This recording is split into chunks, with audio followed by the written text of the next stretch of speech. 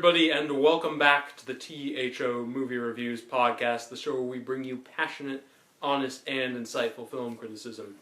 I'm your host, Bennett Campbell Ferguson, and I'm joined by my wonderful T.H.O. crew today, starting with Shaunette. How you doing, Mo? I'm doing all right. How about yourself? Doing pretty good. Yeah, just Hanging in there? Hanging in there. Yeah, I got through a wave of busyness now. I'm like.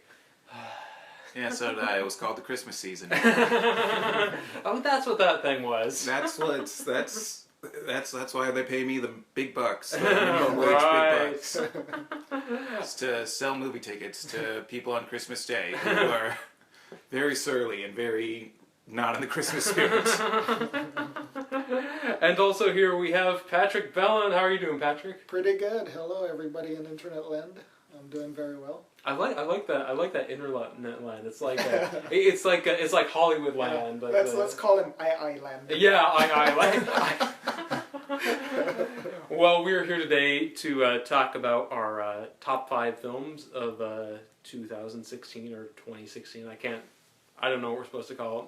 But, it's the same. Yeah. The best thing we can call it is over. Yes, yeah. Very, very true words. I think that's something we'll probably agree on the most in this whole thing. Yeah. But we're talking about our top 5 films of 2016 for each of us. We'll start with 5 and work our way up to 1. And Patrick, would you like to start us off? Sure. I just have a little disclaimer about my top 5. 2016 was a very political year for me. Maybe that election had something to do with it. So 2 of my top 5 films are actually documentaries, which are more or less very political. So if I want to kick off my number 5, it would have to be Before the Flood. That was produced by National Geographic and narrated, or I don't know if you want to call it starring, but the main guy who guided us through the film was Leonardo DiCaprio. Of course, climate change is a big deal for me, and I've always been wanting something mainstream that is kind of a follow-up to An Inconvenient Truth, and I thought this film did it very well. And yeah, so I thought that was really important, so it made my top 5. What is it? Is it like I don't know much about the film. Does it focus on a specific aspect of climate change, or is it just kind of about climate change in general? It's kind of like the state of the climate change situation as of 2016. If you want to see what the issues are going on in the United States and with countries around the world, there was a lot of interesting things going on in there. News-wise, how China is now moving more towards sustainable energy. I thought that was really surprising. And they're even surpassing the United States. Wow. In sustainable energy. So, and that's it. I really enjoyed it. Yeah, so. I'm glad, that there are movies like that out there, along with the forthcoming Inconvenient sequel with Al Gore. Love that title, by the way. An inconvenient sequel? Yeah, an inconvenient sequel. Yeah. Well, I think I mean, if I can get on my political soapbox for a second, I think climate change is such a critical issue because if floods are pouring over the continent, a lot of things aren't gonna matter. No one's gonna be worrying about the economy when we're all drowning. So I think this is an issue I feel really strongly about too, because I think in a way it's connected to all the issues. Yeah. And if I could make one last plug, it's free to view online. So where is it? Nice. On National Geographic's YouTube channel or on their website. Just Google it and you'll find it. I will look into that. Mo, what about you? What's your number 5 pick? So going into this, I knew what my top 4 were going to be already, and number 5 had kind of switched around. I couldn't decide on anything until an hour ago, pretty much. And it was between stuff like Kubo and the Two Strings, nice. Captain America: Civil War, The Jungle Book, The Nice Guys. These were all in the mix, and I went with something recent. I went with something that actually got a limited release in 2016 and that I actually didn't see until January, but that I'm still going to count. And I'm going to say it was Hidden Figures. Nice, nice.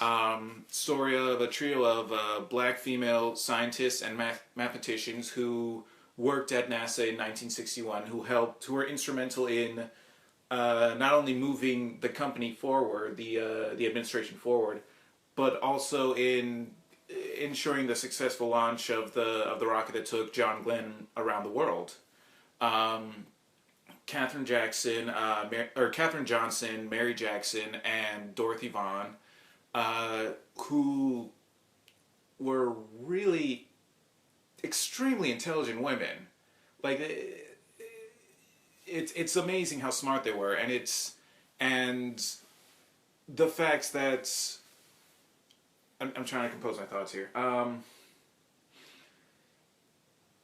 It's impressive to me how smart they were, how determined they were, and how the main things holding them back were systematic racism and sexism. And it hammers in this idea that, like, what are the voices that we are shutting out with these systems? And how necessary it is to get rid of them, to acknowledge that they do exist, and to move on. One of the things I liked about it, it didn't feel like they overplayed the racism aspect. Like, it's there, it's unmistakable. But usually movies really like to do like shorthand and codifying to get ideas across. So if you want to see a character who is the racist, it's usually a surly white southern plantation owner who's yelling the N-word while beating a slave. Right. And it's not.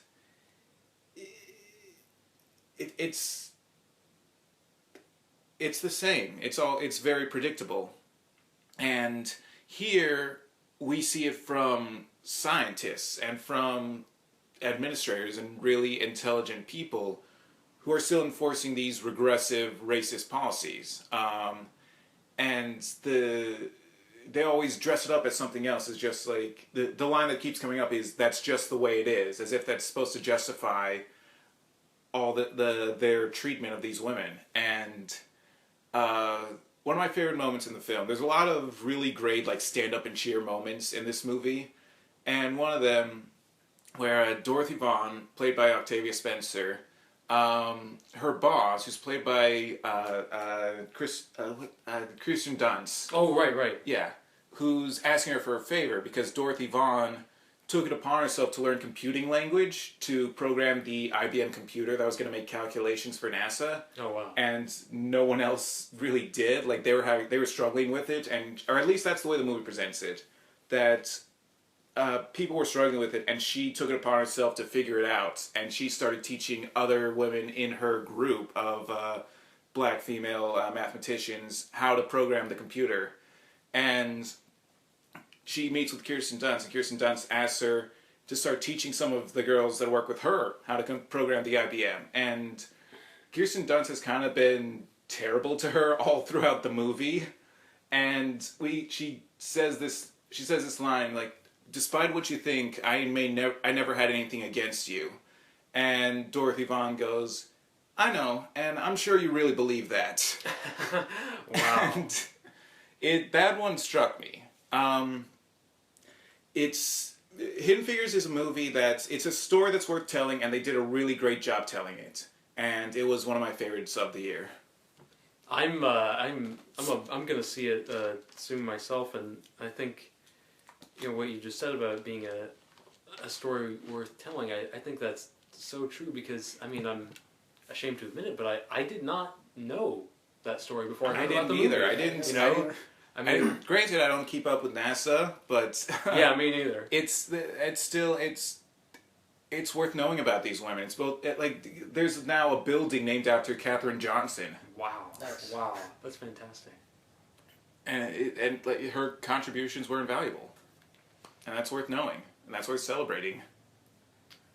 Who directed it again? Theodore Melfi. He did the St. Vincent, the Bill Murray. Oh, movie. yeah. Which I didn't see. Yeah, I didn't see that either. Yeah, I heard mixed things. Yeah. Well, Before I get into my fifth favorite film of the year, our colleague Maxwell Myers is ill today, so he's not here. But he did tell me his list over the phone. So 1 is La La Land, 2 is Deadpool, 3 is Kubo and the Two Strings, 4 is Arrival, and 5 is The Handmaiden. And then he has, if I can read my handwriting, for his honorable mentions, he had Moonlight, Doctor Strange, Star Trek Beyond, and Rogue One. So Neat. he is here on paper. In spirit and on paper. Yeah. But on to my fifth favorite film of the year. My fifth favorite film of the year is directed by a guy who's really relatively new to filmmaking, but he's quickly becoming one of my favorite filmmakers working today. And the movie is Tom Ford's Nocturnal Animals. So if you don't know the whole story behind it, it's based on Austin Bright's novel Tony and Susan, and it's about a guy named Tony Hastings, played by Jake Gyllenhaal, who while driving through West Texas with his wife and his daughter, gets attacked by a gang of psychopaths led by Aaron Taylor Johnson's character Ray. And by the way, this is the best performance I've ever seen from Aaron Taylor Johnson. He is just gleefully terrifying, and I was really excited to see him win a Golden Globe. But the majority of the film is really about the aftermath of the attack and Tony searching for Ray and trying to get revenge. But there's a twist to this whole scenario. None of this is really happening. This whole seedy crime story is, in fact, the plotline of a novel that a writer, also played by Jake Gyllenhaal, has written. And, Nocturnal Animals is a very surreal, bizarre movie, so I think a lot of people probably read it differently than I did, but how I read the movie is that the novel is his way of working out his feelings toward his ex-wife, who Amy Adams plays. And the storyline of the novel is really him processing his feelings of inadequacy through this really kind of absurdly dark and dire saga, and it's him confronting his failings, because in the novel Tony feels that he failed to protect his wife and daughter, and in real life the writer feels like he failed to be a satisfactory husband to his wife. And so this is why I think this is such a brilliant movie. Those two plot lines, a plot line about a failed marriage and a crime story, they're both generic by themselves. You put them together and suddenly there's really fascinating friction and a really great story about, how we process, our lives through our fantasy life and through fiction, and it builds to a really kind of a bizarre but sad conclusion that I think really expresses the inner turmoil of the characters well. And this one of the films I hated the most this year was Nicholas Winding Refn's The Neon Demon. And that was a movie, kind of like Nocturnal Animals, in that it's basically an exploitation film exploring these lurid fantasies. But that the Neon Demon has no self-awareness, and Nocturnal Animals does. It's a movie about sadistic fantasies that isn't just pure exploitation. It has something to say about them, and I found it really terrifying and fascinating. Neat. Sounds good. All right, Patrick, are you ready to give us your fourth pick? Number 4 pick? Number 4 pick. Okay. So my second non-fiction or documentary film is Hypernormalization. I forget who the director is. I can't recall the name right now, but it's produced by the BBC. Oh, cool. You can also find this online. There's some fairly low quality versions on YouTube, but there's another high quality version. I forget the name of the website, but anyways, I think it was one of the most important documentaries that was released last year, if in years. It goes over political history from the late 60s, early 70s, all the way to the present. The argument is controversial. I think it leans towards the sort of Oliver Stone school of thought interpretation of history, historical Nice. events. So you want to kind of take it with a grain of salt, and I'm sure there's people out there who would disagree with some of the interpretation, but otherwise it was still a interesting film, interesting argument, and before I butcher it anymore, perhaps a Wikipedia article would do a better job of explaining what it is, because it's a fairly complicated argument. Is it so? It's you said it's political history of in the 60s. Right. Like, is it like a particular aspect, or is it pretty wide ranging? So like counterculture or what? It gets into like the crisis of governance and how people are apathetic about politics and things like that. That's relevant. Yeah, Yeah, yes, absolutely. That's that is always relevant. Of course, it brings it up to the present, to Donald Trump running for president. So Wow. it was very timely film. I lost my thought now. So hypernormalization is generally a sociological term, but I'm not sure that the producers and the directors were using it in that sense. Mm-hmm. But how, if I want to oversimplify this, hypernormalization is the sense of you can't tell what's real and what's fake anymore. Interesting. And there's serious political consequences to that. You know, when we read the news, when we watch the news, we read the paper, where we hear things.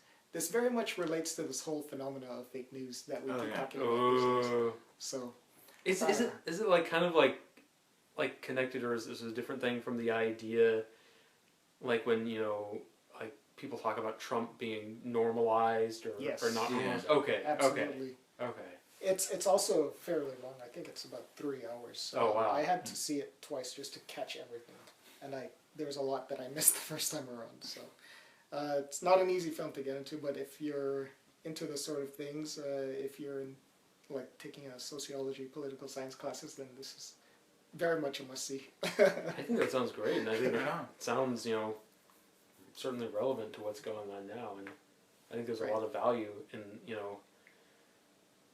looking to the past to kind of understand the present. I mean we've talked about this before, like with Selma and stuff. Yeah. Like where you have movies that are dealing with history, but they're never really just dealing with history. It's always speaking to something modern. Absolutely, yeah. And the best part, well, not the best part, but one of my favorite aspects of this documentary is that it was directed and edited very well.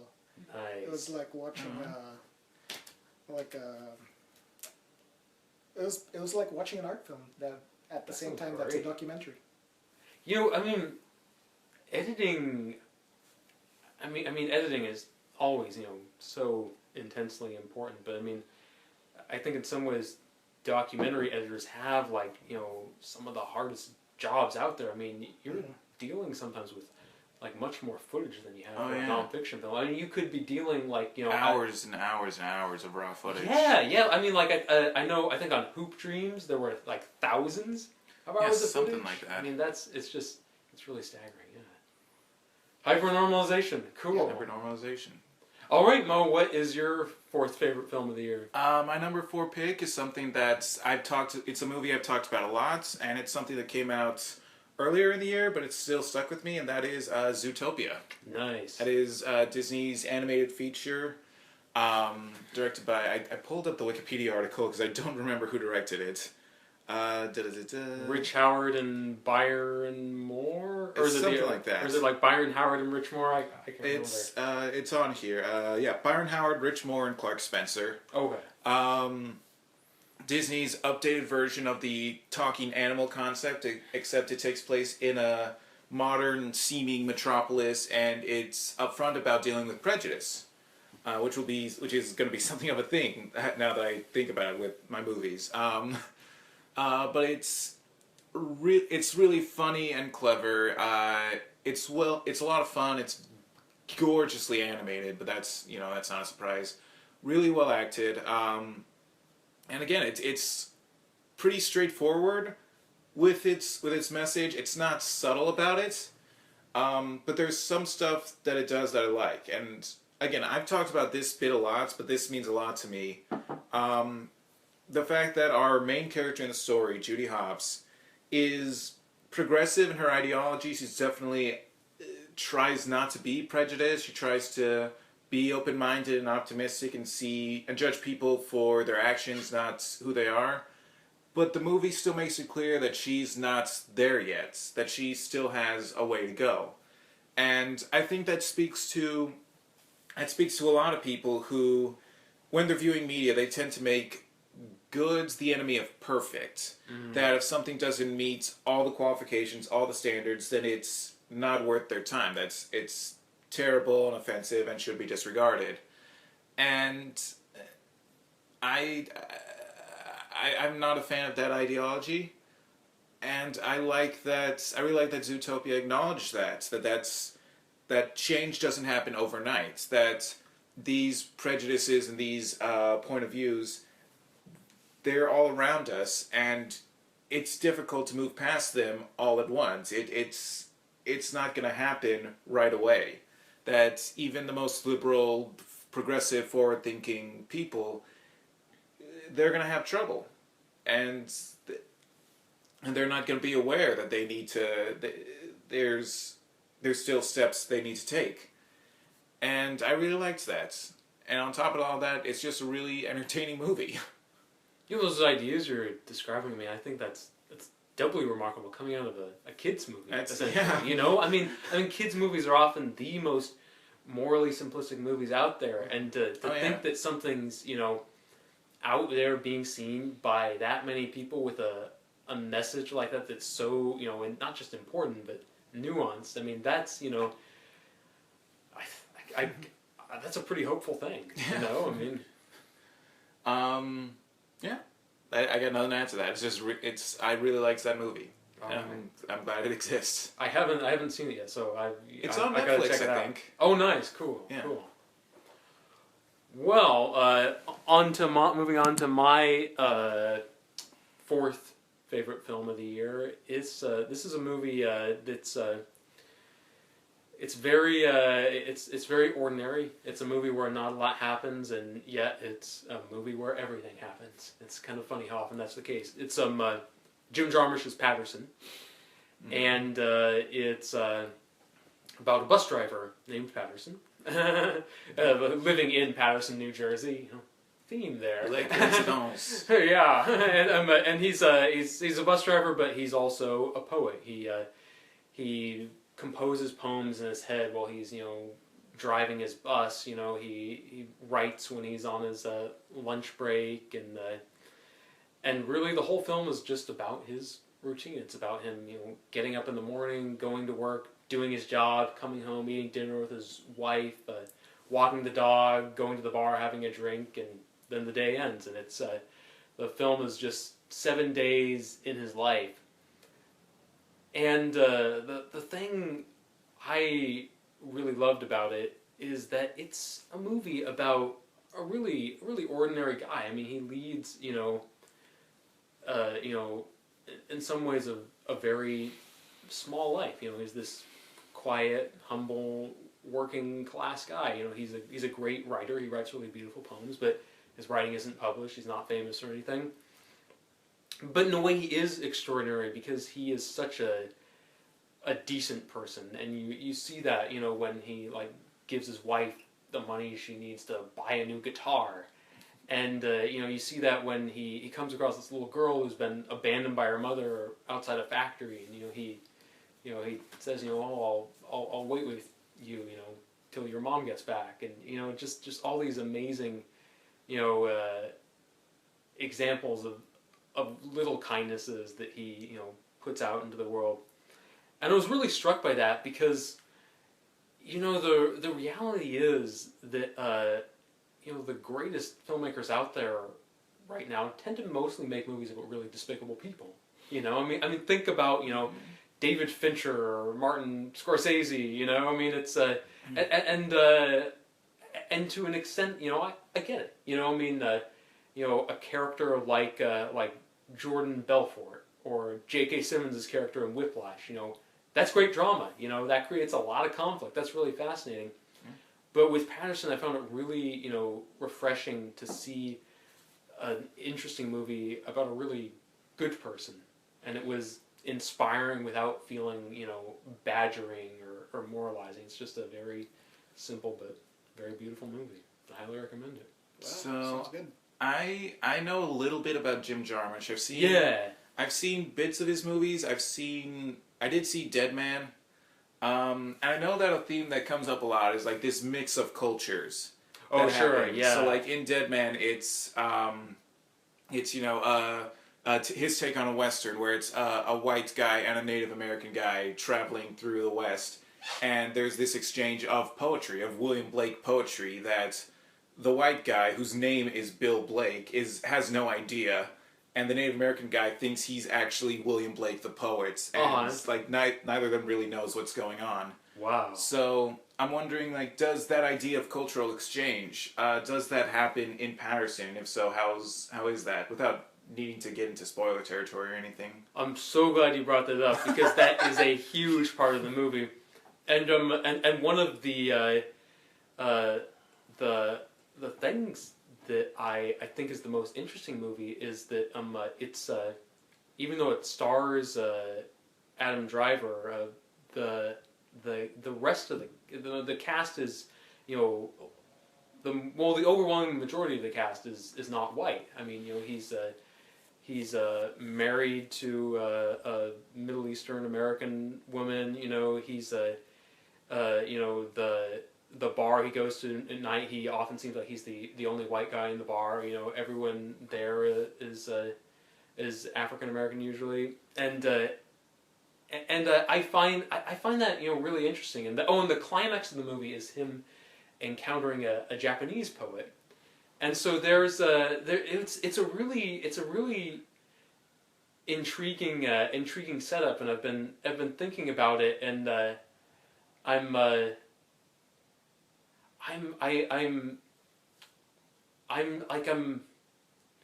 not, you know, like, sure, like, what point, you know, Jim Jarmusch was getting at, like, by, like, kind of, you know, making this very diverse movie, but that's centered around a white protagonist, and I'm not, you know, I'm not, you know, like, sure, like, what his thinking behind that was.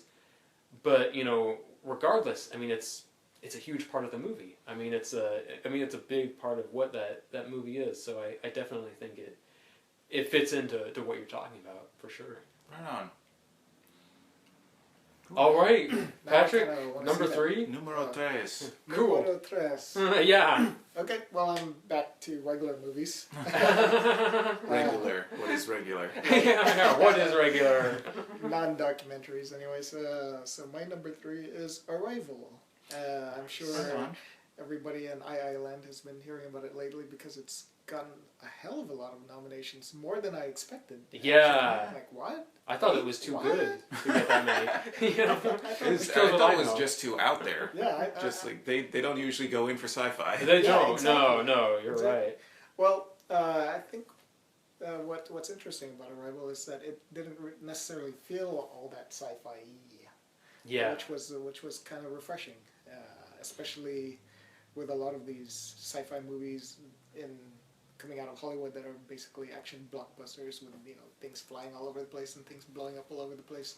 I liked how there was a lot of humanity in Arrival, and I thought it was also very well done. All the usual stuff, or not the usual stuff, but the mechanics of the film worked really well.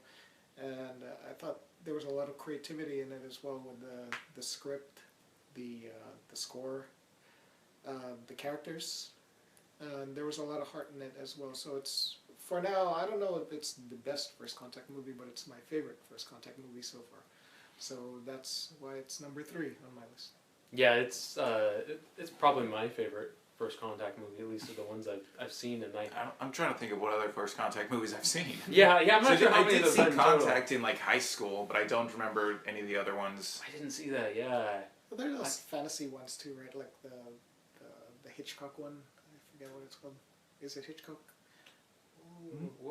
Or maybe Day the Earth Stood Still. Like I guess that counts. Oh yeah. Oh, I think Robert Wise directed that. Yeah. Yeah, that was him. Yeah. And then there's that Contact from the 90s with Matthew McConaughey. Right, That's the one I saw. Yeah. You know, I don't want to say too much about Arrival because it happens. It's also on my list, and I'm going to talk about it in a bit. But I mean, you know, I get to talk about it twice. You know, and I love it, so it works out well. Everything you described, I love about this movie. You know, it's it does have a lot of heart. You know, it's I saw it for the second time recently, and I was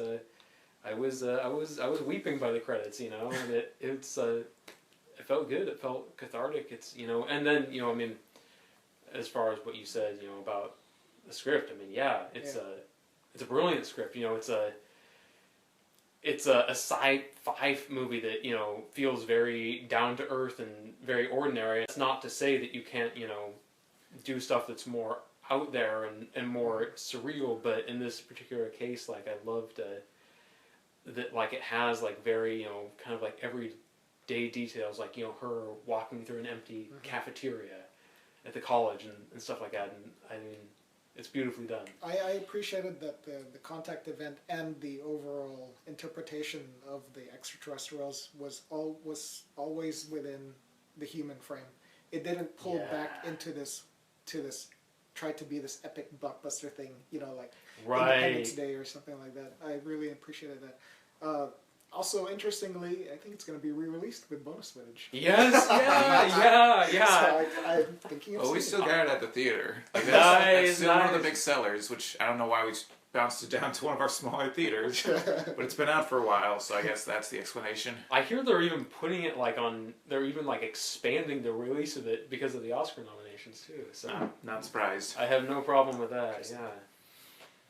Okay, I'll leave the rest for you to talk about. Cool. That's good because I have a lot to say. Well, it's not on my list, so yeah, we got to turn forward. That works out well. All right, your number 3 pick, Mo. My number 3 is a movie that's getting a lot of attention and a lot of Oscar buzz, and I'm glad for it, and that is Moonlight. Nice. The story, it's like the tagline for it is the story of a lifetime, and that's a little hyperbolic, but it's also true because it's just this guy's life. It's 3 stages in the life of a closeted black gay man in Miami in like the latter half of the 20th century. And it's just really well done. It frames things as really small, but not unimportant. Like, it's just, these are the details of his life. These are the people he met. This is what his mother was like, and all the problems she had, and how that affected him. This is the guy he met who became his surrogate father figure, and how influential that was. This was his best friend in high school. This was his bully in high school. These were all these people who had an effect on his life, both positive and negative, and how that shaped the person he becomes. And it's just really interesting. It's really beautifully done. It's a fantastic score. It's like kind of operatic, but also a little discordant, which works. Really great acting, like phenomenal how good the acting is in this movie. It's amazing. It's beautifully shot. It's really well written. Like, all the it all feels really natural. And only occasionally steps into like kind of melodramatic stuff when the score kicks in. But for the most part, it really does feel real, and it works. I can't say anything else except it's just really well done, and you should see it. Do you recall which studio did this? It was A24, right? Yeah, I think they. I don't know if are they a distributor or. I mean, I think they probably like bought the rights to it. I asked because prior to the Golden Globes, it didn't seem to be marketed so much. Yeah, I mean, it was. I barely heard of it aside from a one-sheet poster that I saw once. I think it kind of like sort of. I mean, I think it ultimately became like a very much like a sleeper hit, and like it was. I feel like it blew up just because of the Golden Globes and the Oscars. And word of mouth from people who had seen it. Yeah, I think you're right. Yeah, like word of mouth, like that was like kind of like like it came out, and then like months later, I was hearing people. A24. A24 and Plan B Entertainment. Yeah. Is that a Disney company? I don't know who runs A24, but they sure put out some amazing films. Yeah, they do. They do a lot of good stuff. Yeah. I want to see it. Oh yeah, I think it's still really playing at Cinema 21. I think so. Yeah. I mean, I agree with everything you said though. I mean, it's you've seen it too? I have. Yeah, it's a beautiful movie, and I think I mean it's a. It's. I mean, as you alluded to, it's about this guy's life, and it's about the scope of his life. You're seeing him grow from a little kid to a man, but I mean, far from. I think when a lot of movies try to do that, they get stretched too thin. This movie is like feels very compact and intimate and gets you inside these characters' heads, and I found it really kind of extraordinary to see. His mother, tormenting him when he's a child and when she's a drug addict, and later in life to see him as a man and her saying to him, I failed you, I made mistakes, and I regret it now, and it's a real. It's such that movie is. I can't think of many movies that make you engender the kind of empathy for the characters that movie engenders. You come out. You come out, I feel like, like understanding where each person is coming from, like. This is the weird thing. The stuff that they cover in the movie, it feels like stuff that's been covered elsewhere. Sure. It feels like stuff that's been done in movies before, and it's just that they do it really well. They do, yeah. These characters feel real, and you get them. Like, you understand them. You understand Chiron and Kevin and Juan and Paula. You understand these people, and you want to see their story, and it's worth seeing. It's worth telling. Yeah. I mean, it's I mean it feels. I mean, you believe it.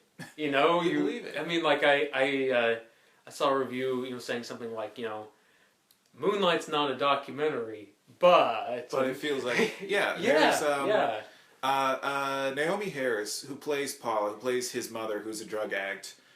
She didn't want to take the role initially because she didn't want to play like stereotypical black female character. She didn't want to like portray someone in a negative light. And Barry Jenkins, who wrote and directed it, and Terrell Alvin McCreary, I think is what his name is, who wrote the play that this screenplay was based off of. They were both like, this is our life. Like, we're not making this up. We had people like Paula. We had mothers who were drug addicts, who were verbally abusive and emotionally abusive, who had these struggles, and this is us trying to tell this part of the story. And that's what helped convince her to take the role. I think, and I think, I mean, I read... And she does a great job with it. She does do a great job, yeah, and I mean, like what you were saying about, that being their lives, I mean, I think they even, like, grew up in the same neighborhood, not knowing each other. Liberty City, Miami. Right, yeah, and, I mean, I think the authenticity and how emotional this movie is, I think that's a testament to that truthfulness of it. And also, like, mostly using unknown actors, like Mahershala Ali and Janelle Monáe and Naomi Harris are like the only names in this movie. Right. Oh yeah, it's great. Yeah. Well, My third favorite film of the year comes from one of my favorite directors of all time. It's Terrence Malick's Knight of Cups. Nice. You guys know how I feel about Terrence Malick. Patrick really knows how I feel about Terrence So Malick. we have two overlaps. Yeah. It sounds like maybe I won't say everything. So you still have, if you're going to talk about it too. But this I don't know. The only way I can sum up how I feel about this movie is just explain what the story is, which is hard because it's Terrence Malick and the story itself is often even a little elusive with him. But it's about a screenwriter played by Christian Bale, and he's recovering from the death of his brother, and he's at odds with his father, and he's essentially shut down. He's living a very meaningless life. Partying hard and not making any real connections. But the really brilliant thing about this movie, the beautiful thing about it, is the way Terrence Malick approaches the story. And he separates it into chapters, and each chapter is about a different person in the character's life, and you see his life through his relationships with the women he dates, with his brother, with his father, with even a businessman he meets with to talk about a financial detail. And in the grand Malick tradition, this is all basically one feature-length montage. It's these little fragments that flow together, and what you get is a really surreal and heartbreaking but beautiful journey about a guy who is at the end of his rope and ultimately realizes, this is what I got to do to survive. This is what I got to break away from to live my life. And it's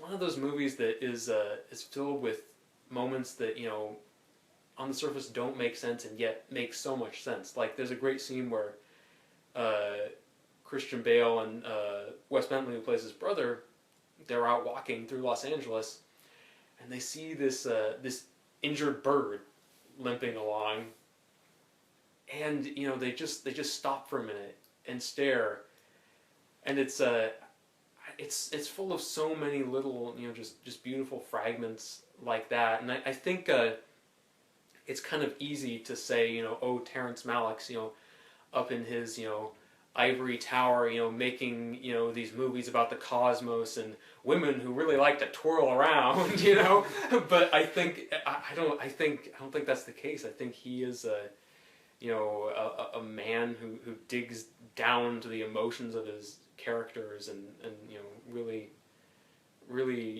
realizes their life with a lot of sincerity and just incredible visual skill. And I got nothing. I love it. Knight of Cups.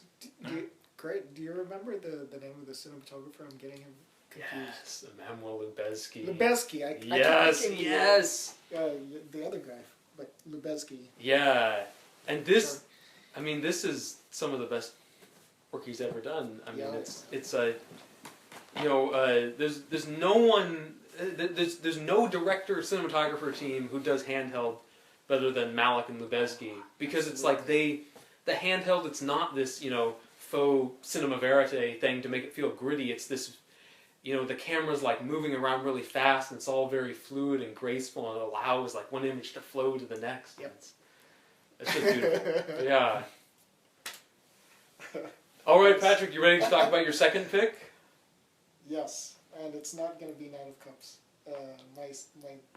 We're in this number 2 round, right? Yes. Yeah. So my penultimate film of 2016 is The Lobster. Well chosen. I love black comedies, and this one. You thought it was a black comedy? I didn't see that. Sorry, bad joke. Continue. The ensemble cast was brilliant. The acting was very brilliant. It was it was verging on slapstick, but not quite. Yeah. It was great. It was a very entertaining film. One of the most entertaining films that I saw in 2016. So that's what made it. Funny enough, I gave this one 3.5 stars. I rate on a 4-star scale. All of the other films I'm talking about today are 4 stars, except this one. I had a problem with it. If I recall, because it's been months since I've seen it, I think I wanted them to push it even more, but they didn't have to. I mean, it doesn't take away from the fact that I put it on number 2 on my list, but I still wish that they would have pushed it even more, the allegorical political stuff. But it worked. I mean, it worked, and I'd like to see it again, actually. So, what do you? Which part of it did you think needed to be pushed? Like what? Do you think it was not like kind of strongly referencing, real world stuff? Yeah, they kept it within the surreal territory. Okay, I felt sure, that that's fair. I felt that they could have brought it even closer to the ground, to kind of comment more on the absurdities of where our society's heading. It is But pretty surrealist. That's just I see what you mean. That's just my personal opinion, but the way it is, as it is, I think works really well as well. But anyways. Mo, do you know the plot of the Lobster? I do, yeah. Cool, yeah. So it's I mean, like I read an article recently, where it was an article by a writer who really liked The Lobster, but they said they didn't think it was an important film, and I could not disagree more.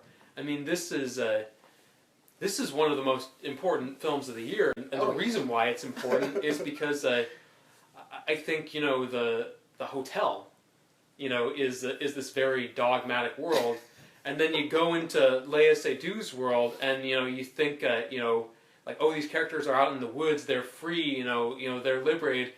And it turns out they're just as dogmatic as well. Mm-hmm. And then the final scene where Colin Farrell's in the bathroom and he's maybe going to blind himself with a steak knife because the woman he loves is blind, shows it's like, whoa, the guy who's trying to break out of all these dogmatic systems, he's dogmatic too. He's adhering to this ridiculous belief, or then before we see whether or not he does it, but I mean, it's such a it's a hilarious but really profound thing, and it shows the danger of an inflexible doctrine. It's really it is a black comedy, and it's a black comedy with something to say. For that reason, I agree with you that it is an important movie. Yeah. Why would you say it was not important? I guess you're just missing the point. Yeah, I know. I think so too. Yeah.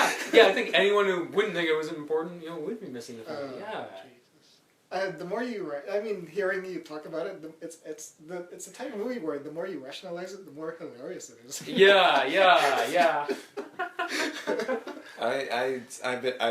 I'll look into it. I love Colin Farrell was in my favorite movie. Right, in Bruges. Yeah, I'll look into it. He's in this one. Oh my gosh, he's I always think he's underrated. I think he is too. He is Yes, especially now. I mean, I'm really starting to like him a lot, and he's he's very right for this kind of world, because he does deadpan well.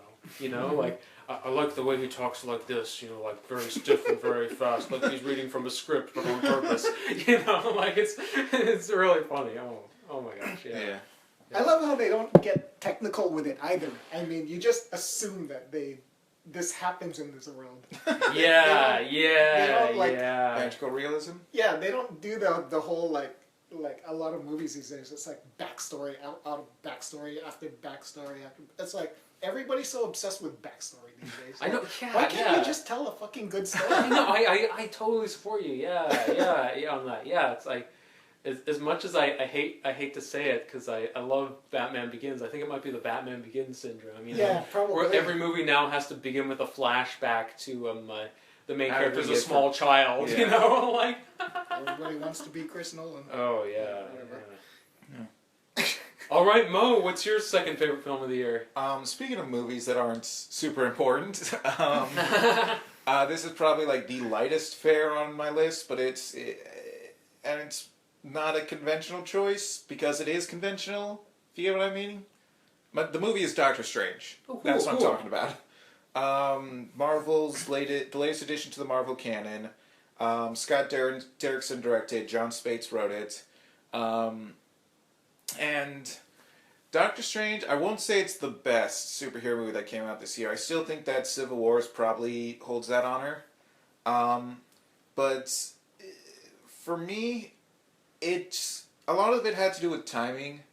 As I imagine many other people like me, let's say 65 million of us were a little lost in November. And I don't understand what you're talking about. And I took some comfort in escapism, and Doctor Strange is extremely formulaic, really adhering to how Marvel does their movies, and just the 3-act structure of blockbusters in general. But there was comfort in that, and there was familiarity. Like, I knew where we were going, and it was good to know that. And also just the imagination and the creativity on display. Just like, with magic, you can do anything. And that's what we get in the fight scenes and in these action sequences. And a lot of times when you get those kind of wizard duels or wizard battles, they're usually limited by what their budget is, like, or what the special effects level is like. You look back at Fellowship of the Ring, from 2001, when Gandalf and Saruman have their wizard fight, and it's just kind of, here's some stunt doubles on wires moving around while the camera goes super quick, and it's not bad filmmaking. It's just like, this feels limited. Sure. And other times it's just like, let's throw various balls of colored light at each other for 10 minutes and then be done with it.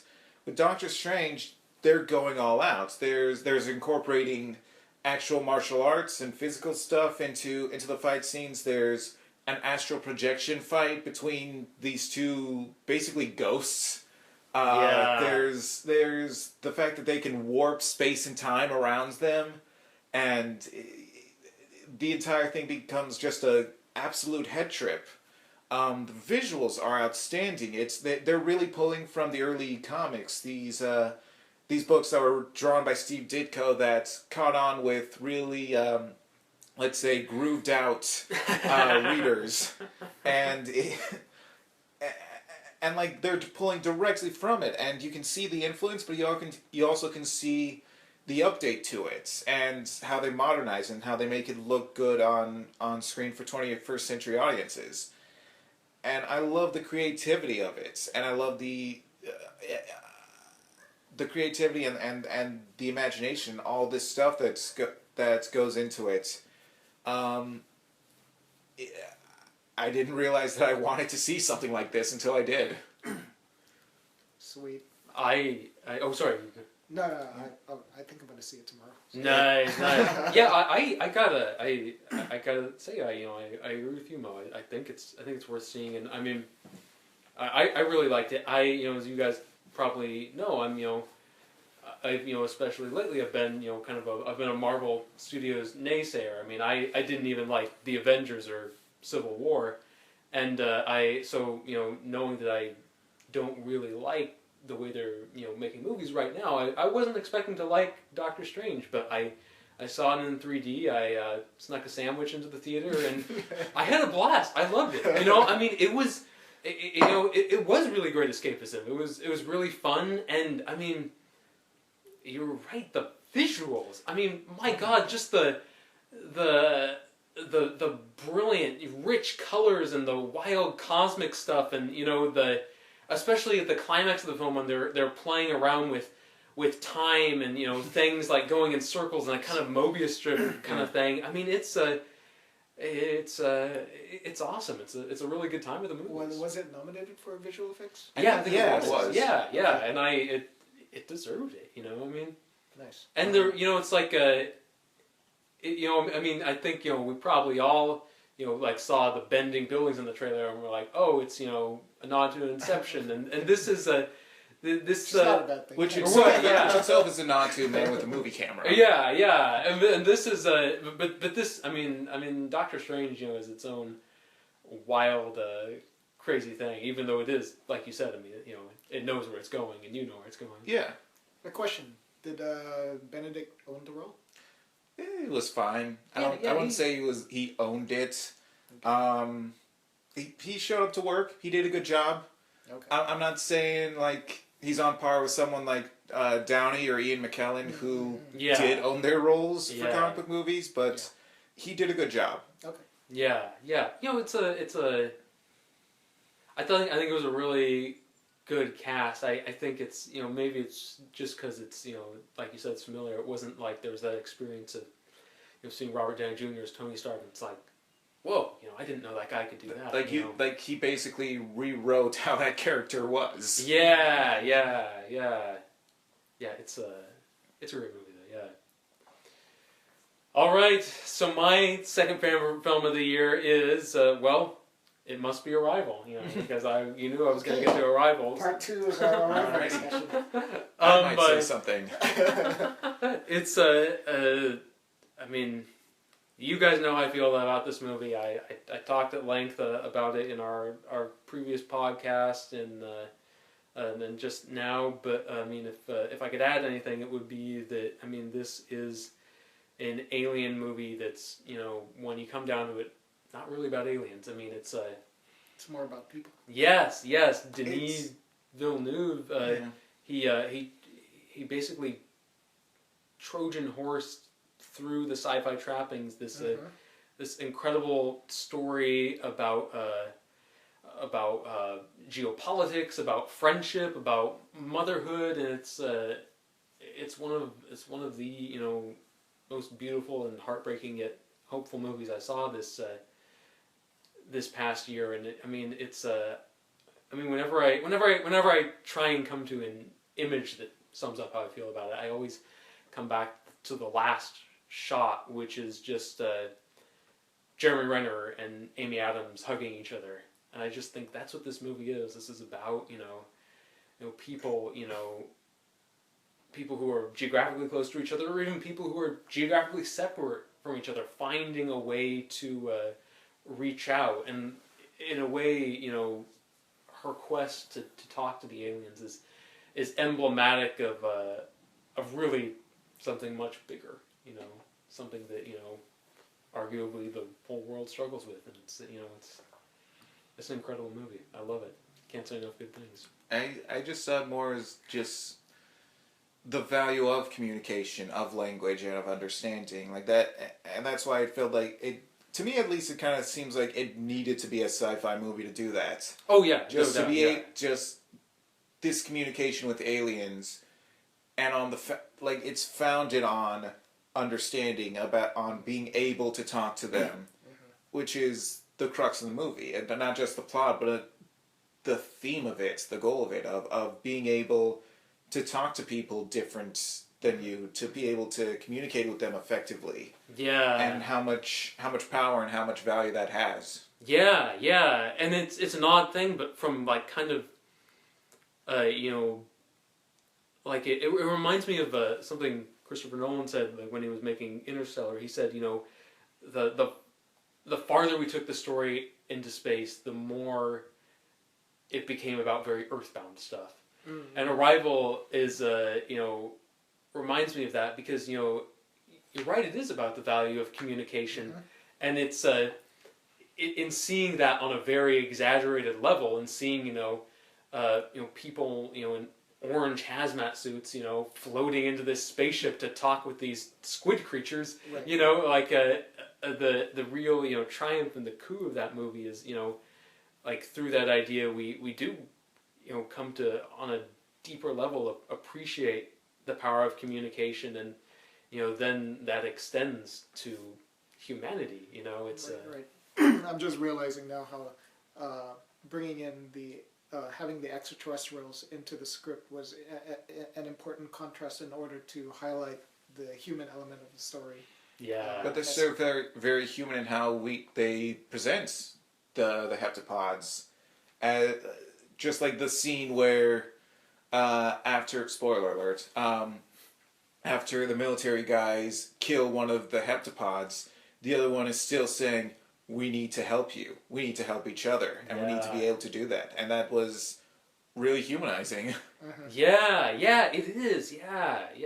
I would imagine if this movie came out 50 years ago, they could have maybe used Russians instead of aliens.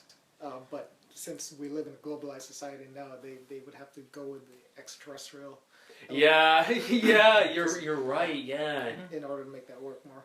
When you do it, when you making it about aliens, you know, it suddenly takes the story to a whole new level. You know, I mean, especially when you think about, you know, like you said, we live in a globalized world. Well, you know, the movie speaks to that because, you know, it's a global crisis, the arrival of the aliens, because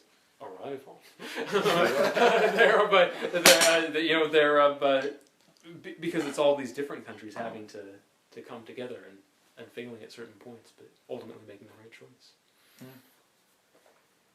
All right, Patrick, are you ready to talk about your favorite film of the year? I think I know what it is. Knight of Cups. Hey! Yes. If I were to compare, I mean, I don't like to compare movies all that much, but I do anyways, right? But if I had to single out which one that really stood out for me out of all of them, it would have to be Knight of Cups. I thought the stuff that Melick and Lubezki were doing together was just amazing. I've never seen a film shot like that before, actually. Yeah.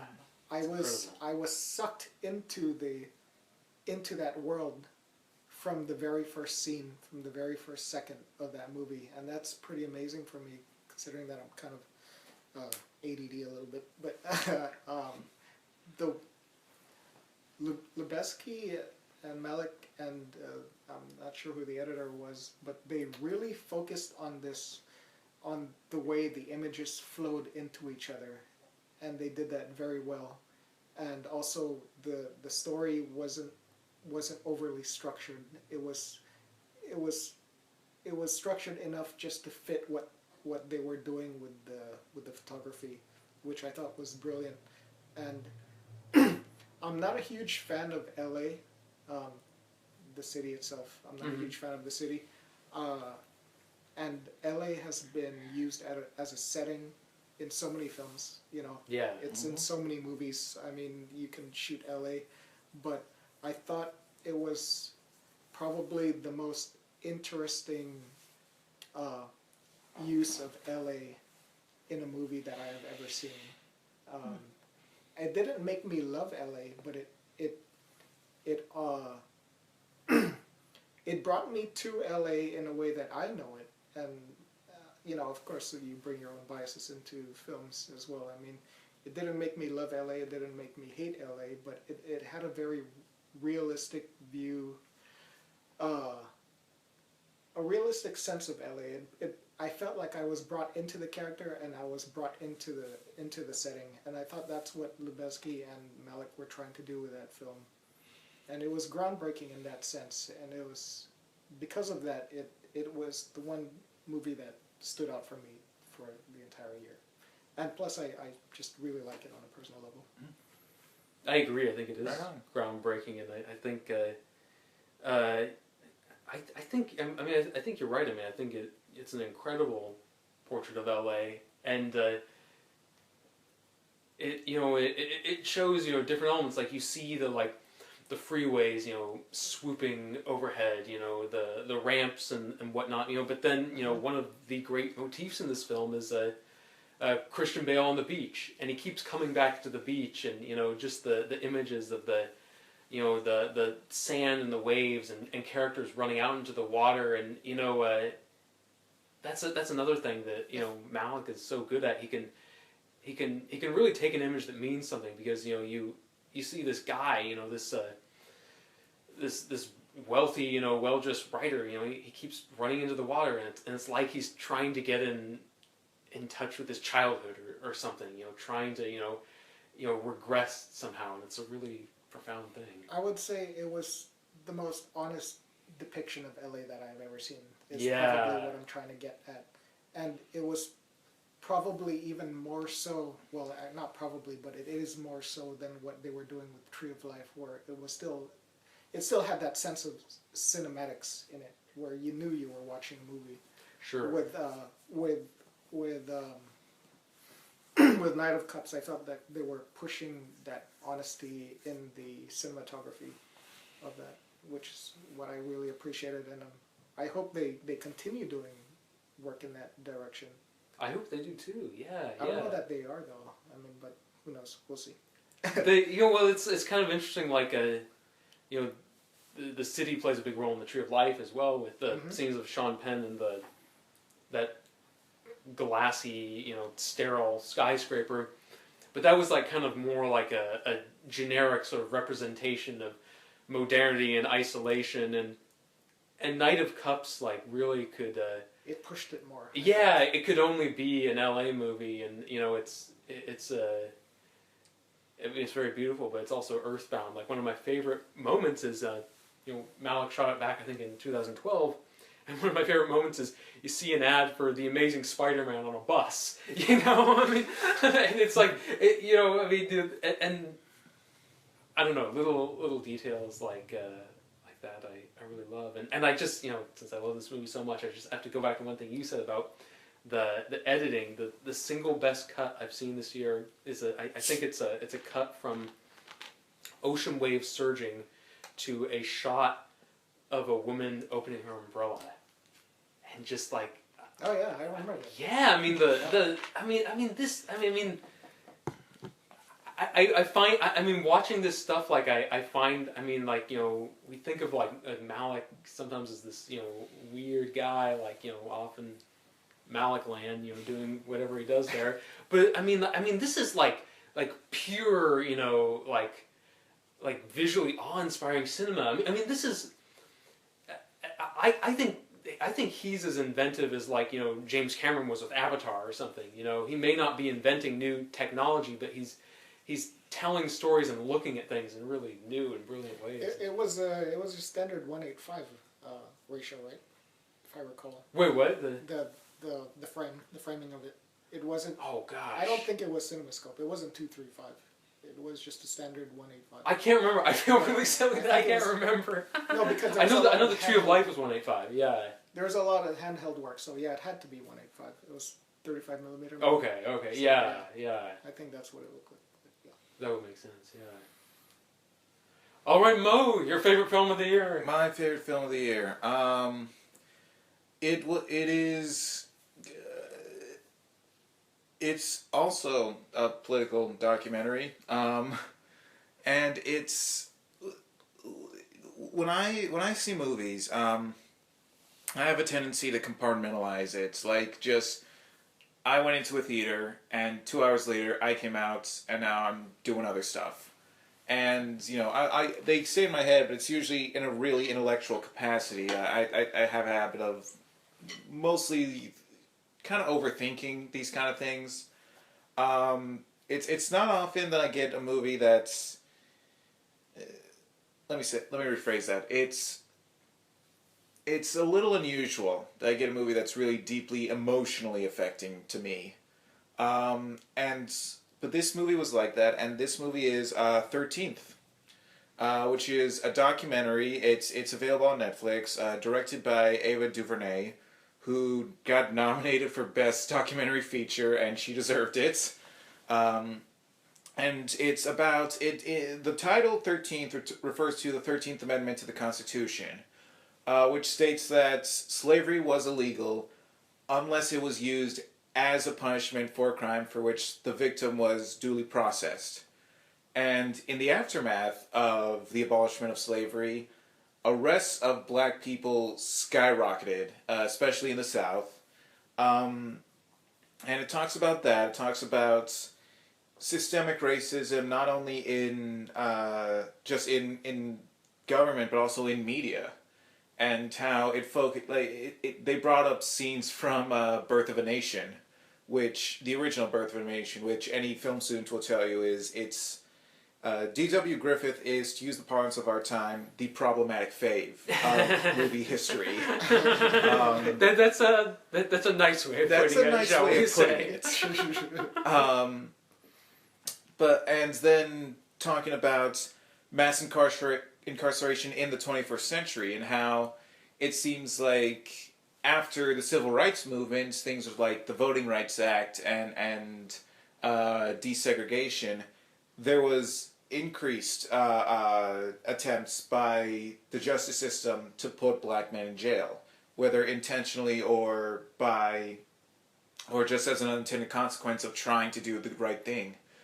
With things like the war on drugs, things like the crack boom, things like the 3-strike system, mandatory minimum sentencing, the private prison industry, which actually profits off people in jail. These are things that have led to the United States having like more prisoners per capita than any other country by a wide margin. Like 25% of the world's criminals are locked up in U.S. prisons, which is staggering considering how many people there are in the world. It's really powerful. It's really deeply affecting. There's interviews with all these professors and lawyers and former civil rights activists and members of the Black Panther Party, and it's a really interesting look at this huge part of our culture and of our country, and again, it's something that has. Like we talked about with Selma, it's something that has relevance to the time it was made, because they talk about a lot of the backlash that black people faced during the civil rights movement. They have this footage of this guy who just seems to be, this black guy who by all accounts just seems to be trying to get home, and this group of white guys who are following him just keep harassing him, keep shoving him, and he just calmly picks up his hat and keeps going on his way. And they show it twice in the movie. And the first time it's just describing like the state of black Americans in the early 60s. And the second time they have audio from a Donald Trump rally where he talks about lamenting the fact that you can't beat up protesters anymore. That's like, don't you miss the good old days when you could just sock someone who disagreed with you in the face? And it's pretty affecting. It's really great. I'm very glad it's getting attention, getting nominated. It's available on Netflix. It was released through Netflix, so you can, if you have a Netflix account, you can go watch it. It's really great, and it's really worth your time. Nice. Sounds like the kind of movie that would just kind of piss me off.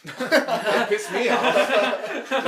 Again, I'm going back to the month of November. Like I saw Doctor Strange. I had movies like Doctor Strange and Moana and stuff where it was like, this is escapism. This is to help me feel good and kind of take myself out of the world for 2 hours just to get something familiar and fun. Sure, yeah. And then I watched 13th and it was like, okay, but you still got to get angry. Sure. That's going to be a part of the world for the next few years, is getting angry at things that are wrong and fighting them.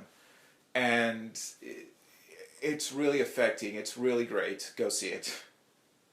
Did they mention prison industrial complex? Oh, absolutely. Wow. Because that's what this... They definitely talked about... They definitely talked about the private prison industry, about how prison labor is used all the time as basically slave labor. Yep.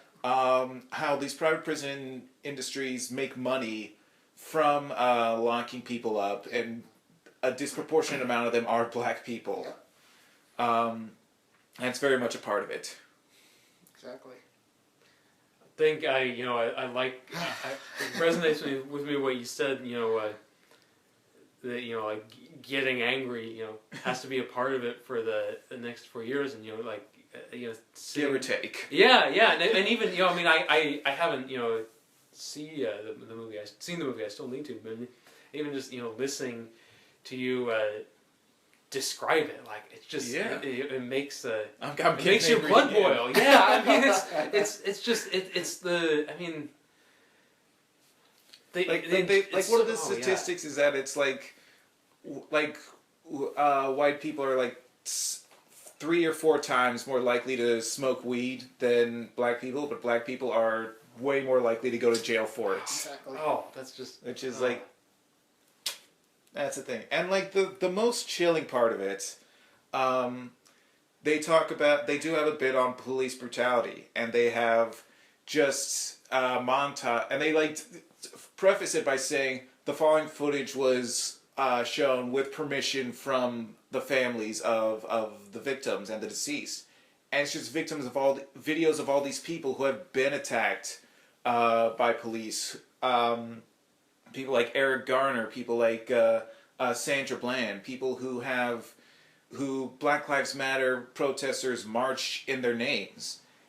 And just seeing it all piled up right there, it's chilling. It's deeply affecting. It's something else. So it was nominated for Best Director. Yeah. I don't remember what else was nominated, but that I wanted to win. It was nice. It's really all the the different people you were just talking about. I think it's so horrifying because like each time someone was killed, whether it was Sandra Bland or Eric Garner or going back to Michael Brown, each time it felt like no more, this has to stop, and each time it felt like nothing changed, which I think is why it's so great that this movie is here. Yeah. I mean, stuff still needs to happen. There's still, the fight hasn't ended. Yeah. Yep. All right, you guys ready to hear my favorite film of the year? Go for it. All right. Yeah, let's just wrap it up. Well, I mean, I tend to feel like I tend to find picking my favorite film of the year to be like kind of to be a pretty personal choice, because it's not necessarily about what's the best of the year. It's like like taking a hard look in the mirror and saying what impacted me the most. What did I really love the most? And in this case, there's no doubt for me it's La La Land. And I love this movie. For me, it's not enough to say that it's a romance or that it's a musical or that it's a throwback to a different period in Hollywood's history. It is all of those things, but it's so much more. It's just a fusion of beautiful images and amazing joyous songs and a great at times hilarious and at times really touching love story, and it's even though there is a story, even though it is a boy meets girl story, I don't even think about it in those terms, because there's an otherworldliness to the movie. Like, and a great example is in one scene, Emma Stone goes home to visit her parents, but you never see a close-up of her parents. You never even hear them say anything. It's almost like they're not there. And in some way, and you don't see that much of like her friends or Ryan Gosling's friends either. It's almost like it's only these two people in the world falling in love, and it's this big beautiful dream filled with great moments. Whether it's the dancers leaping out of their cars on the freeway at the beginning, or whether it's some Ryan Gosling jumping up on a bench and starting to tap dance, or the incredible scene at the end where Emma Stone's auditioning and everything goes dark around her and she just starts singing and she throws everything out on the table, every emotion, every frustration, every longing she has, and it's just it's a wonderful movie. And and another thing I have to mention is that Since you haven't seen it, Patrick, I won't go into too much detail, but Mo, you'll know what I'm talking about. Yeah. There is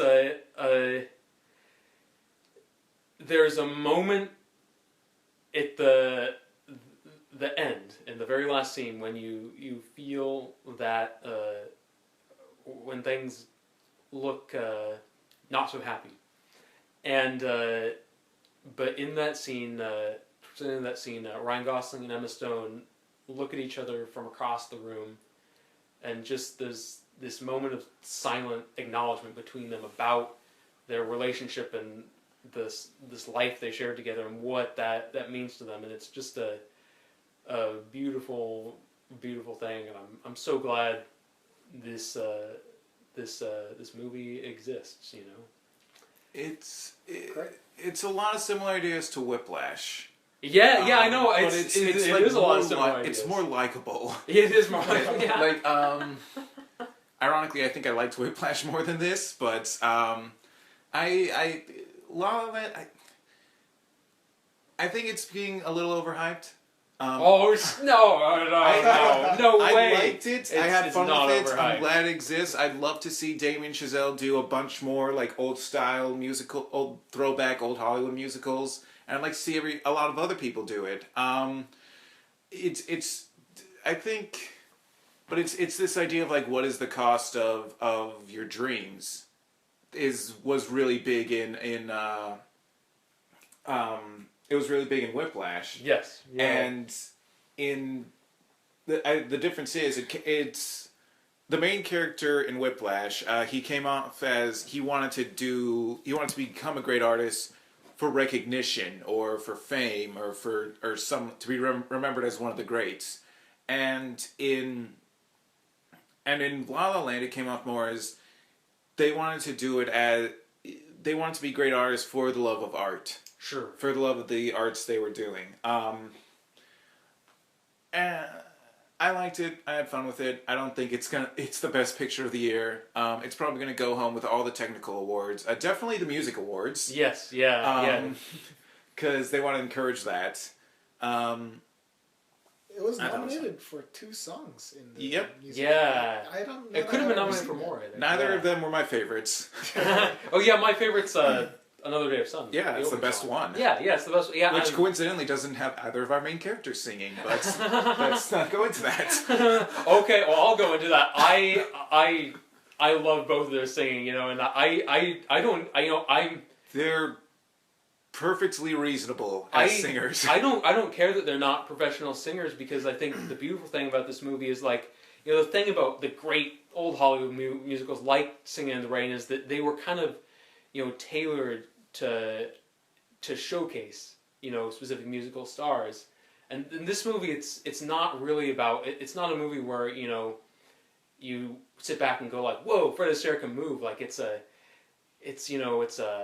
tapestry. It's a whirlwind of color and light and romance. I mean, it's a whole different kind of thing. And I even like that they don't sing perfectly, because it's like, you know, they're 2 regular people singing, and, you know, I'm okay with the imperfections. Yeah. But for you to place it at number 1, I think that makes me want to see it even more now. Oh, good. That's saying something, but I'm also kind of suspicious of what Mo was saying about it might be a little overhyped. So it's not overhyped. No way. To bring it down so that I don't go into it feeling like it's. It's a well put together movie, but it doesn't feel like it's the same kind of issue I had with The Artist or Birdman, which were like the last few like fun movies to win Best Picture, because it doesn't feel like a statement of the times, so much. It's just kind of like. It feels a lot like just Hollywood patting itself on the back. It's like, I totally disagree. It's kind of like a celebration and condemnation of Los Angeles, which I think that, like, considering what you said about Knight of Cups, I think you might get something out of it. Okay. Well, I want to speak to that because that's interesting. Because, you know, I think I'm interested in what you said about it not being a statement of the times, and even though that wasn't a big sticking point for me, it is in the sense that it's like, this is just what artists go through always. Well, you see, I think it's more than that. Like, I actually agree with you. I think it's not a statement of the times. I think it's a very insular movie. I mean, I think it's actually an interesting point of comparison to Knight of Cups, because there's a big, Hollywood party with all these actors in Knight of Cups, and Malick portrayed the party as, kind of an example of the decadence and soullessness of Hollywood. And in La La Land, the party is this big, epic, beautiful thing, and when a guy jumps from a balcony and lands in the swimming pool, it's this poetic, soaring, joyous moment that's thrilling to behold. And I think, the even though it is insular, even though it is a fantasy, I think the beauty of the technique gives it meaning. And I think the romantic... It's beautifully shot, I will say that. And I think the romantic chemistry gives it meaning. I mean, I think it's a really moving romance. And and it's, real talk, it's not a perfect movie. In fact, even though Arrival is my second choice, I actually think Arrival is the more perfect movie. But I feel like, for me, I don't know, it was like La La Land, I just, loved it just a little bit more, which is why it hit #1 for me. It's fun. I liked it. I'll go into it with an open mind. I'll try to block out the hype machine. Right on. I don't know what Oscars I would give it. Well, Speaking of which, are we going to do Oscar talk, or...? Yes, but there's one thing I have to take care of first. Go for it. As I've said, I love this movie. I love La La Land. And, the thing about love is that it makes you want to humiliate yourself. So if you would all please just sit back and enjoy yourselves while I humiliate myself. Oh boy. Let's see. It's going to be something. For those of you just listening, I'm trying to get the camera to work. That's why I'm poking around. Is that a new camera? This is an old camera. Okay.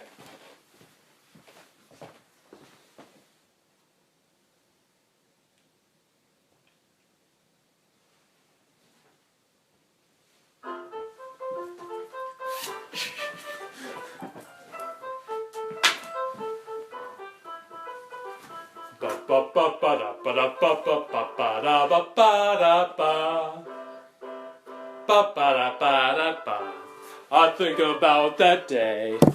Walked into a movie theater downtown a ways. The film, it was directed by the guy who made Whiplash. But this was so much more than that. I knew right off the bat, sitting in my seat and watching as those freeway dancers never missed a beat. Dancing on those cars they often seem to soar. They brought me through an open door and onto Damien Chazelle's dance floor. And as the story did unfold, it was so beautiful and bold. Stone and Gosling invoking Hollywood of old, and 'cause of their romantic zeal, their emotions made me feel, and from that my love for La La Land was sealed. La La Land, it reached the heights of the musical genre. It didn't let me down, and when it came around, it wiped away my frown, 'cause it's a day of cinematic sun. Thank you. I hope that wasn't too ridiculous. That was, Oh, it was, but that's all right. An announcement. It was one of those ideas that once I thought of it, I couldn't let it go, no matter how much I wanted to. Right. But you brought up the Oscars. Since we just we've been talking for a while now, let's I'll give you guys one multi-pronged question. Go for it. What is a movie that or what is a nomination that particularly stands out or intrigues you this year, and what is there a category you have a prediction about? Do you want to start, Mo? Nomination that intrigues me. Well, one thing is that like feels like a in part a response to the Oscars so white controversy, but we now have 6 black people who have been nominated for acting Oscars. Yes. Which is the most in history. Which still shakes out to 3 out of 10, but I'll take what you can get. I know. I keep thinking about that too. It's like when you hear like it's a record 6, and I keep thinking 6 out of 20. 6 is a really low number. Like yeah. it's sad that that's the record. I did not. I don't know if I expected Ruth Negga to be nominated for Loving because I didn't hear anything about it. Yeah, it was kind of a yeah.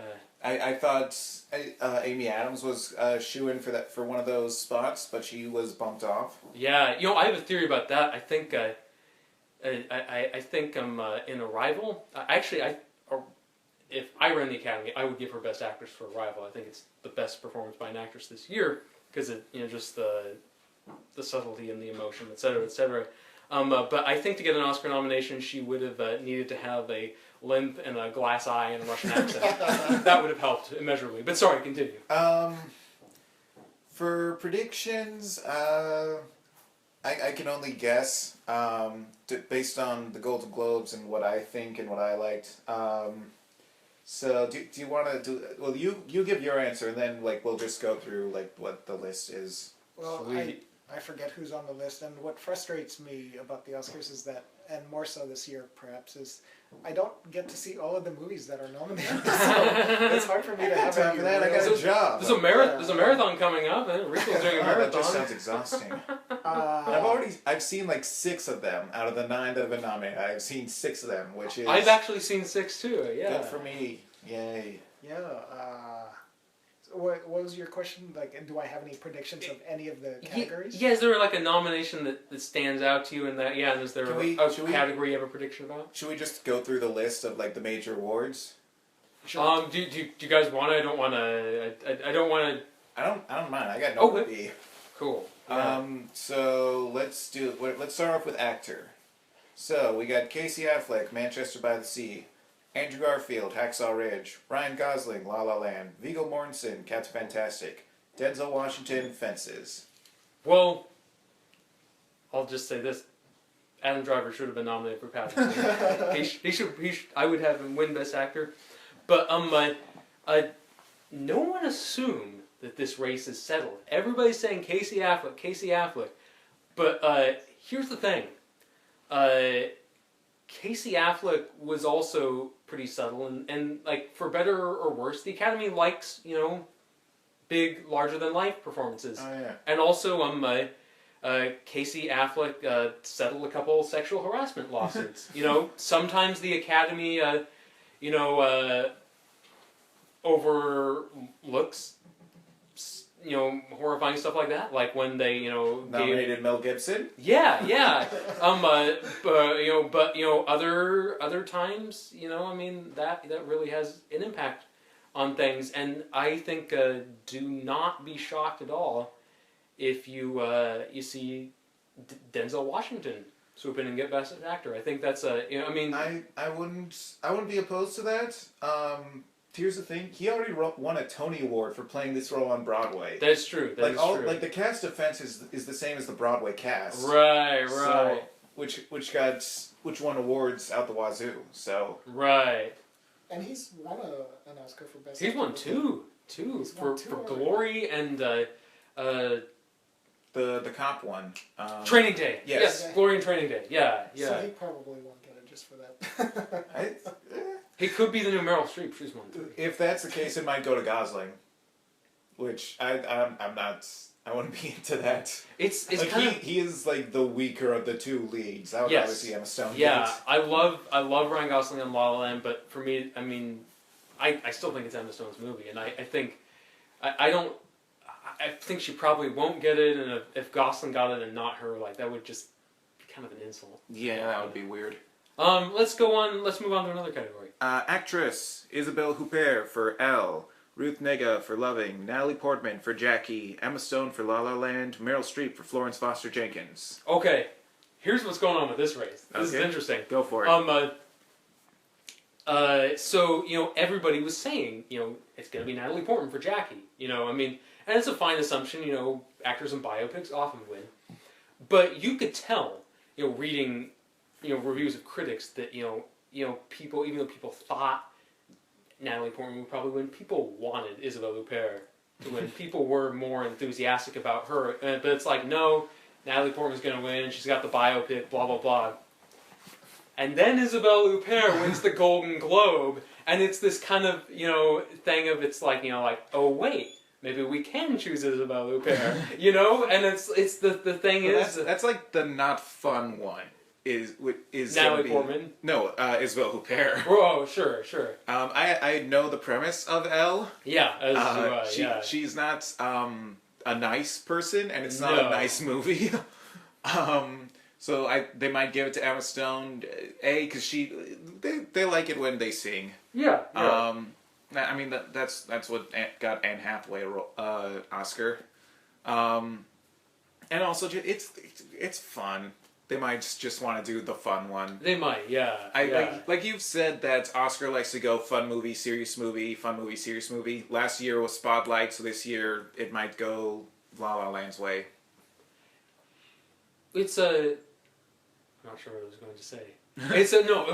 It's definitely, it's going to be Portman or Stone or Huppert. Yeah. It's one of those three. I put my money on Isabelle Huppert right now, but the wind can change very fast with Oscars. I mean, the first year I really followed the Oscars, was when it was the Return of the King and Mystic River having a little showdown, and it really felt like at a certain point that Mystic River was going to win, and we all know how that turned out. So, I mean, the tide shifts very quickly sometimes. Did Return of the King get Best Picture? Yep. Yes, yeah. Return of the King got all the awards. It got a clean sweep. Yeah. Everything it was nominated for. That was pretty epic. Alright, supporting actor. Mahershala Ali for Moonlight, Jeff Bridges for Hell or High Water, Lucas Hedges for Manchester by the Sea, Dev Patel for Lion, Michael Shannon for Nocturnal Animals. Okay, so sorry to keep yakking about Academy politics, but Mahershala Ali has definitely won the most awards, and I'd love to see him win an Oscar. I mean, oh my god, I he's want brilliant. That to happen. Yeah, it's so great. But again, the fact that he gives a subtle, nuanced performance really works against him. But it's more than that. Like he exudes pure charm. Yes, and he does that amazingly. But But that works on people like you and me. But people like the Academy, like they're much more like they want to see the big like acting stunt, or like they want to give it to the fun, cranky old guy, which is why Jeff Bridges might get it for Hell or High Water. I mean, should Mahershala Ali get it? Probably yes. Will he? It's like he might be too good. That may be the problem. Which is he's too good for the Academy. Which and it's as crazy as it sounds. I'm not joking. I mean, yeah. The only other movie nominated in that category I've seen is Manchester by the Sea, and I'll say Lucas Hedges was good. He was probably the best one in that movie. Yeah, probably, He felt the most real of all of them. I wouldn't put him over Mahershala Ali. No, definitely not. No. Is that a Netflix movie, The Manchester by the Sea? Amazon. Yeah. They're the first. I think they're the first streaming service to get a Best Picture nomination, which is kind of interesting. Good for them. Yeah. Yeah. And should we move on to another category? Supporting actress: Viola Davis for Fences, Naomi Harris for Moonlight, Nicole Kidman for Lion, Octavia Spencer for Hidden Figures, Michelle Williams for Manchester by the Sea. I honestly don't think there's anything to say about this one. It's going to be Viola Davis. It's probably going to be Viola Davis. I think she gets the big performance. She gets a big speech. And the Academy loves that, and I think And she's been nominated, I think, now more than any other black woman in history for awards. And it's actually kind of like the Leonardo DiCaprio thing. Where it's like they've nominated her so much. I think they've always wanted to give her an Oscar. Yeah. I can't see why they would miss this opportunity because she's obviously the front runner. Yeah. Why did Michelle Williams get nominated? She's barely in that movie. I don't know. She doesn't do a bad job. I'm not saying that. I'm just saying she's got 10 minutes of screen time. She cries once. She talks in a pretty good Boston accent. That's about it. Patrick, have you seen Manchester by the Sea? Not yet. Okay, so there's. I mean, there's this scene at the end. Oh, where she cries twice, I should say. Yeah. Once in the flashback and once in the present. I'm not super interested, so don't worry about spoilers. Okay, so basically, long story short, she and Casey Affleck were married.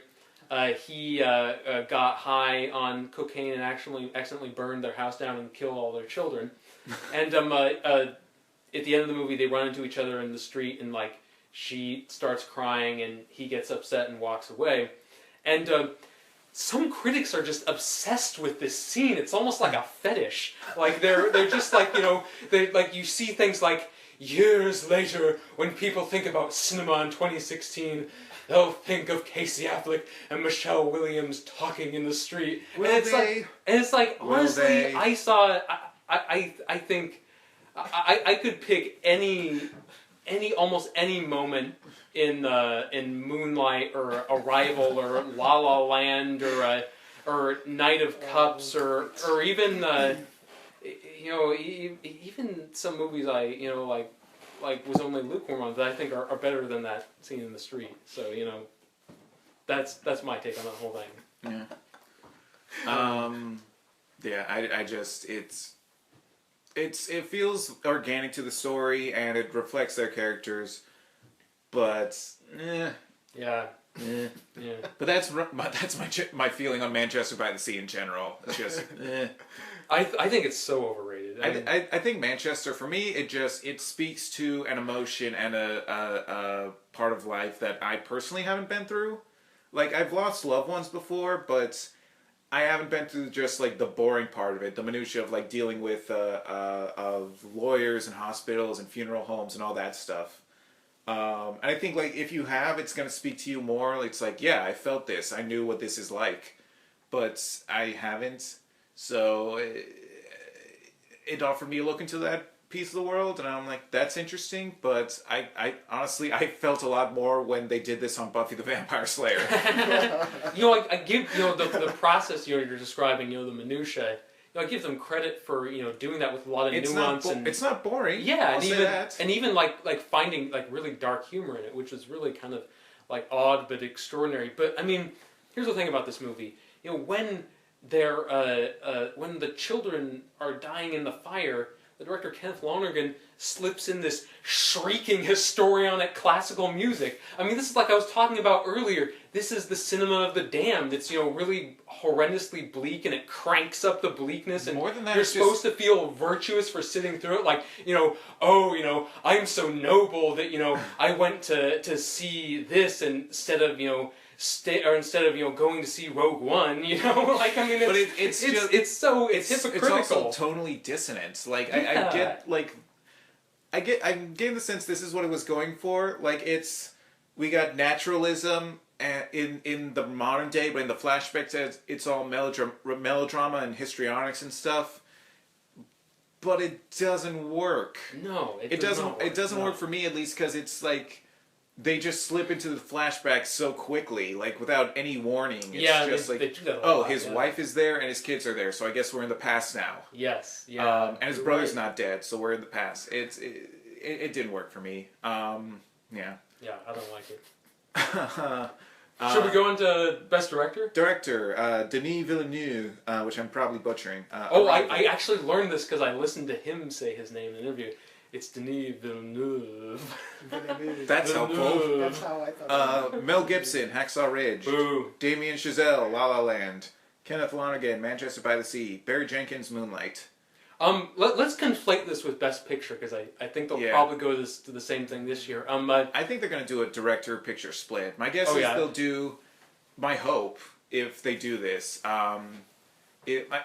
my hope is that Moonlight wins everything, but my guess is going to be that Moonlight gets Best Picture, La La Land Best Director. Yeah, that's definitely a possibility. Yeah. Well, you bring up something I want to talk about, which is La La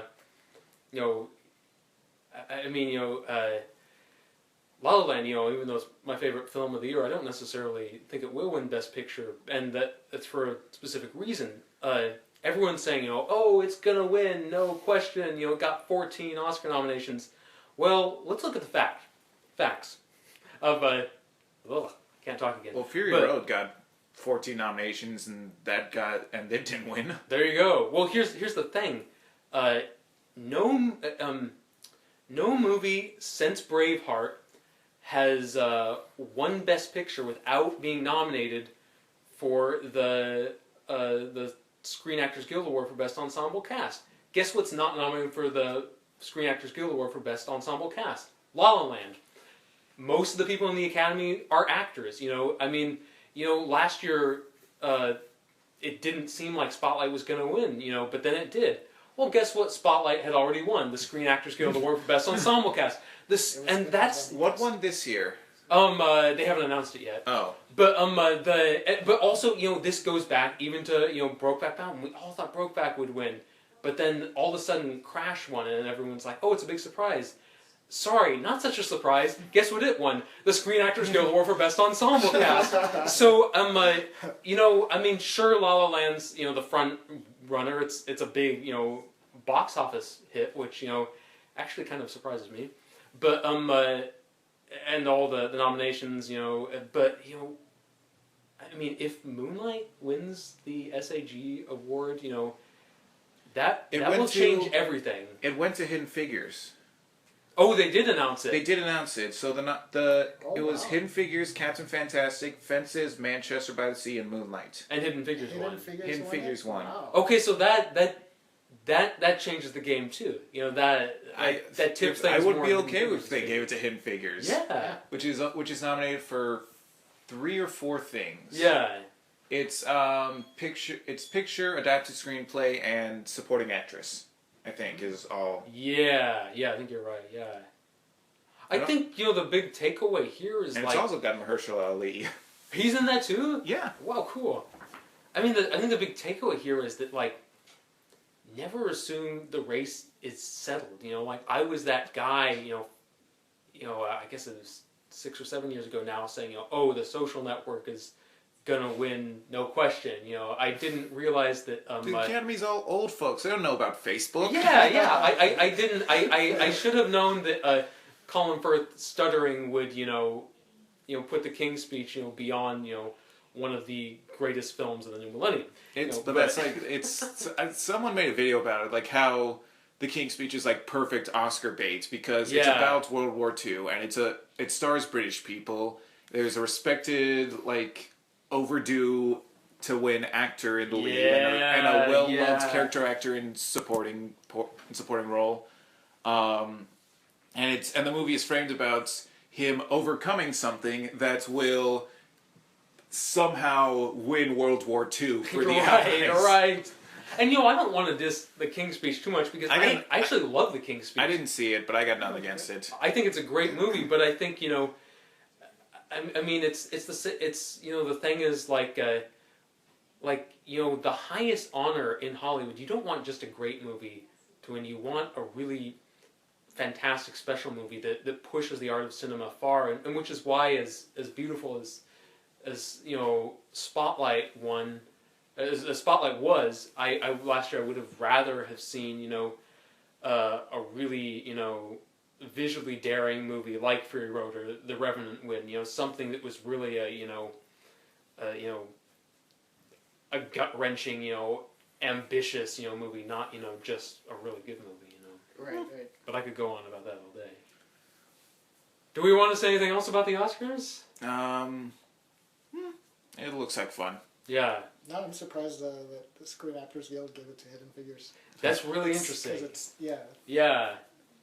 Well, I can't judge the movie because I haven't seen it, but it's not the front runner that La La Land is getting. No. And the question is... Well, La La Land, it's really just those two. But it's not much of an ensemble. Like, John Legend is there, J.K. Simmons is there for, 2 scenes. And they're fine, but it's really just about these 2 people, But here's the tricky thing. The Guild nominated $1 Million Baby, and that's only 3 people, and so I mean here's the thing, I think there's a lot of merit to what you're saying, because it could be that the Guild was was taking ensemble cast very literally and saying it's not an ensemble, it's a 2-hander, but then it's hard to know. There's also the argument that ensemble cast like isn't really an ensemble cast award. It's basically just their version of Best Picture. There's both arguments. So I mean, we'll see. It's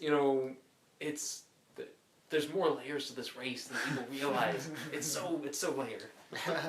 I mean, well, Moonlight really is an ensemble piece because the cast changes every time. Yeah. Like, the only person who stays, the only two people who are consistent throughout the whole thing are Janelle Monáe and Naomi Harris. Everyone else, it's different every segment. Yeah, and I don't know, what's a better demonstration of the beauty of a great ensemble than, three actors playing the same guy and like being like so in sync with each other. And it's different versions of the same person, but it's still the same guy. Yeah.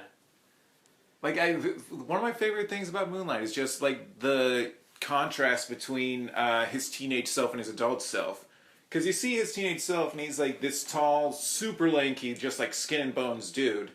And you see, like, the events that kind of made him want to harden up, toughen up, be stronger, and be, like, the more conventional, masculine person. And then you see him as an adult, he is cut. Yes, he is huge. Yeah. Like, he's, I think the guy who played him was like a track and field runner or something. He was an athlete before going into acting. And it shows, and it's like, wow, this is a really extreme contrast. Yeah.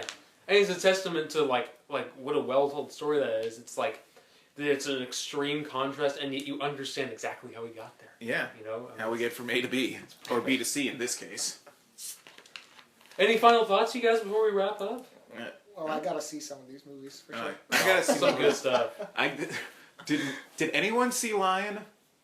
No, it sounds too inspirational to me. I worry it's gonna be like, here's how great these white people are for saving this boy from Indian poverty. Yes. But I get this. I hope it's not gonna be that on the nose. I hope so too. Yeah, I'll see it eventually. Yeah, I'll probably see it soon. I've never even heard of this. Is this a documentary? It's based on this guy. He